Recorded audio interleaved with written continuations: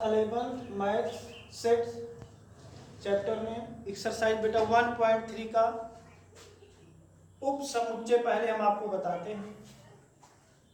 उप समुच्चय सबसेट बेटा आप ध्यान देंगे, उप समुच्चय किसे कहते हैं?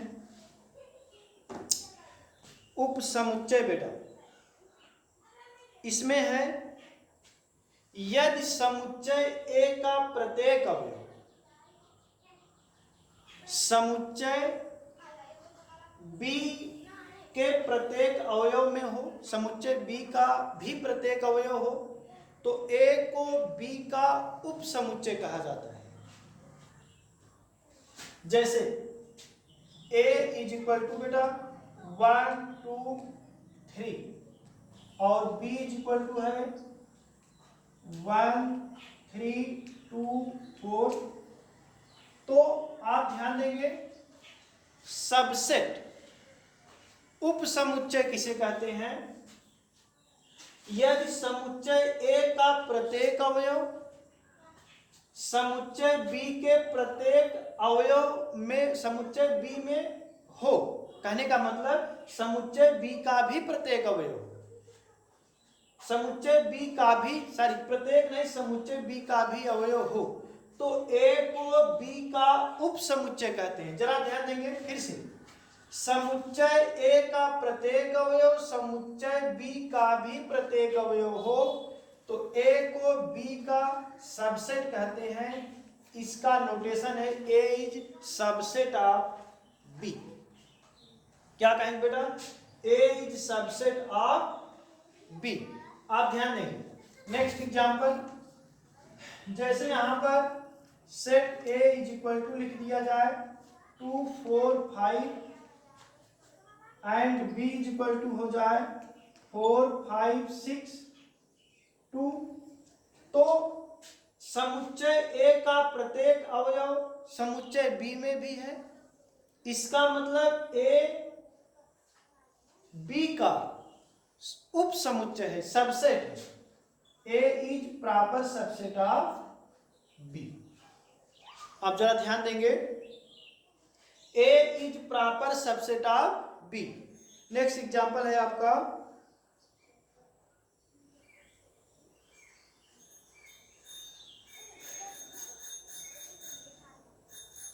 ध्यान देंगे बेटा, उप समुच्चय में दोनों अवयव आपस में बराबर हो सकते हैं। यहां आप ध्यान देंगे, उप समुच्चय में दोनों सेट, जैसे कोई सेट हमने लिखा है 3 4 5 और ये बी भी आपका सेट है 5 4 3। ध्यान देंगे दोनों सेट एक ही हैं, समान, तो भी ए का प्रत्येक अवयव बी के प्रत्येक अवयव में, बी का प्रत्येक अवयव है। इसका मतलब ए बराबर बी। तो ए बराबर, ये समान सेट है तो दो समान सेट आपस में एक दूसरे के सबसेट कहे जा सकते हैं। दो समान सेट आपस में एक दूसरे के सबसेट कहे जा सकते हैं। आप इसको लिख सकते हैं बेटा, A is proper subset of B and B is proper subset of A, कह सकते हैं। चूंकि ए और बी सेट आपस में बराबर है, ए का प्रत्येक अवयव बी में है और बी का प्रत्येक अवयव ए में है। इसका मतलब ए भी बी का उपसमुच्चय है और बी भी ए का उपसमुच्चय है। तो आप इसको इस तरह बेटा लिख सकते हैं, उपसमुच्चय में दोनों सेट आपस में बराबर हो सकते हैं। नेक्स्ट बेटा आपको बताएंगे उचित उपसमुच्चय।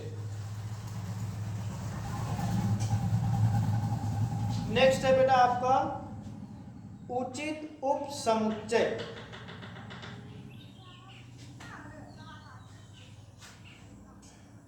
उचित उपसमुच्चय प्रॉपर सबसेट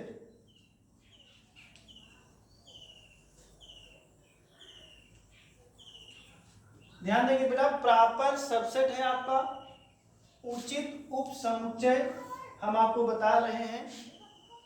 तो सबसेट, उपसमुच्चय और उचित उपसमुच्चय में क्या अंतर है उसको आप ध्यान से देखेंगे। जैसे कोई सेट हमने लिख दिया 1 2 3 और भी दूसरा सेट हमने लिख दिया 1 2 3 4,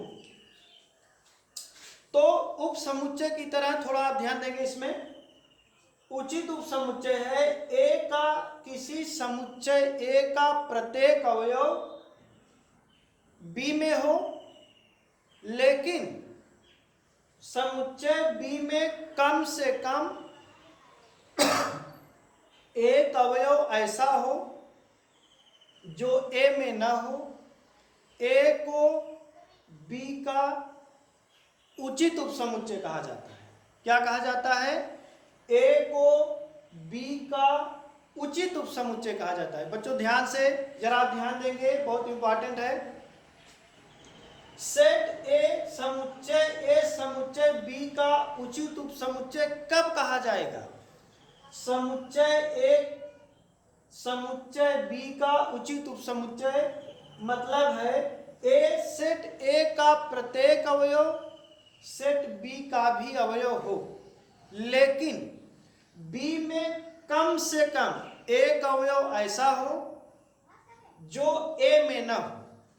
ए को बी का प्रॉपर सबसेट कहते हैं, उचित उपसमुच्चय। इसका नोटेशन है A is proper subset of B. आप जरा ध्यान देंगे, A is proper subset of B. Next example आपका है A is equal to 2 3 4, B is equal to 2 3 4 5 6 7। ध्यान दें, हमने बेटा परिभाषा अभी आपको बताया है, किसी सेट ए का प्रत्येक अवयव बी का भी प्रत्येक अवयव हो, बी में भी वह अवयव हो, लेकिन बी में कम से कम एक अवयव ऐसा हो जो ए में ना हो। कम से कम एक मतलब और भी नहीं हो सकते हैं, जैसे यहां पर 5 6 7 भी है। तो ए बी का उचित उपसमुच्चय कहलाता है A is proper subset of B. तो आप ध्यान देंगे A is proper subset of B. इसी में एक बात और ध्यान देंगे बेटा, बी को ए का अधिसमुच्चय कहते हैं, सुपर सेट।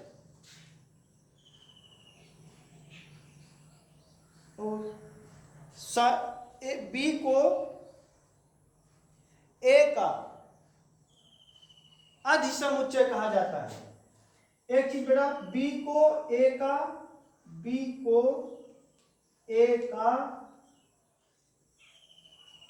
अधिसमुच्चय कहा जाता है। बी को ए का अधिसमुच्चय कहा जाता है। बेटा आप ध्यान देंगे, जरा आप ध्यान, सबसेट और प्रॉपर सबसेट में क्या अंतर है, इस चीज को हम बता रहे हैं। सबसेट और प्रॉपर सबसेट, तो जैसे आप जाने किसी सबसेट में, किसी उपसमुच्चय में किन्हीं दो समुच्चयों का जो उपसमुच्चय होता है, मतलब वह दो समुच्चय आपस में बराबर हो सकते हैं, लेकिन दो समुच्चयों में जो उचित उपसमुच्चय का संबंध है, दोनों सेट्स आपस में बराबर कभी नहीं होंगे।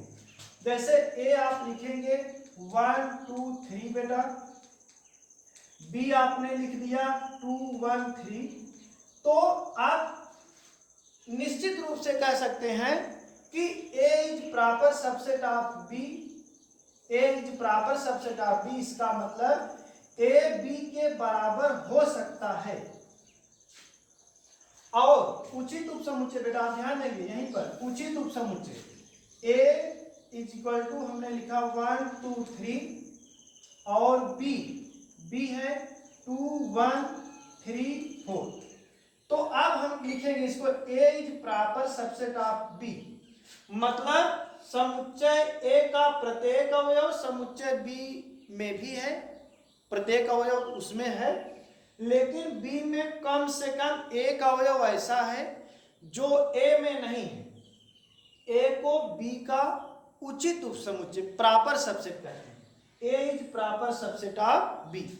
इसमें बेटा एक कंडीशन होता है कि उपसमुच्चय में दोनों सेट आपस में बराबर हो सकते हैं, ए बराबर बी, लेकिन उचित उपसमुच्चय में A is not equal to B. आप ध्यान देंगे उचित उपसमुच्चय में यह क्लियर है, निश्चित है कि दोनों सेट आपस में बराबर नहीं हो सकते हैं, नहीं होते हैं, और सबसेट में हो सकता है, पॉसिबल है में भी ए बी के बराबर हो सकता है। तो और भी चीज बेटा आप ध्यान देंगे, इसमें आप ध्यान देंगे बेटा कि आप किसी भी प्रॉपर सबसेट को निसंदेह सबसेट कह सकते हैं। जैसे ए और बी को हम इसी सेट को, जिसको हमने उचित उपसमुच्चय लिखा है, इसी को हम लिख सकते हैं कि A is proper subset of B, लेकिन A is subset of B, लेकिन किसी सबसेट को हम कभी नहीं लिख सकते हैं कि A is proper subset of B. कोई भी समुच्चय, कोई भी सबसेट किसी भी सेट का उचित उपसमुच्चय नहीं हो सकता है। A is proper subset of B. तो आप जरा ध्यान देंगे, जैसे यहां पर हम उसी की चीज को, जैसे हमने कहा कि A is not proper subset of B, नहीं लिख सकते हैं। अगर हम इसी सेट को, जैसे जो बराबर है, इसी में हम और अवयव बढ़ा देंगे, अगर हम सबसेट ही लिख रहे हैं तब तो यह नहीं लिख सकते, लेकिन अगर यहाँ पर और भी एलिमेंट है तो बेटा बन सकता है, तब आप इसको लिख सकते हैं A is proper subset of B. जैसे इसमें हमने लिख दिया 1 2 3, इसमें अगर हमने 4 कर दिया, अब यह तो सबसेट भी है, इसी को हम प्रॉपर सबसेट भी लिख सकते हैं, लेकिन जो आपकी परिभाषा अगर बराबर है तो हम उसको प्रॉपर सबसेट कभी नहीं लिख सकते हैं, तब यह सत्य होगा। ध्यान दीजिएगा, बहुत इंपॉर्टेंट है कि किन्हीं दो समुच्चयों में कब सबसेट होता है और कब प्रॉपर सबसेट होता है, इस बात को आप ध्यान से भली भांति बेटा पढ़ेंगे, इसमें कन्फ्यूजन नहीं होना चाहिए। अगर कोई दिक्कत हो आप कमेंट करके मुझसे पूछ सकते हैं। हम नेक्स्ट चैप्टर में, नेक्स्ट लेक्चर में आपको समझाने की पूरी कोशिश करेंगे। आज तक बेटा इतना ही, धन्यवाद।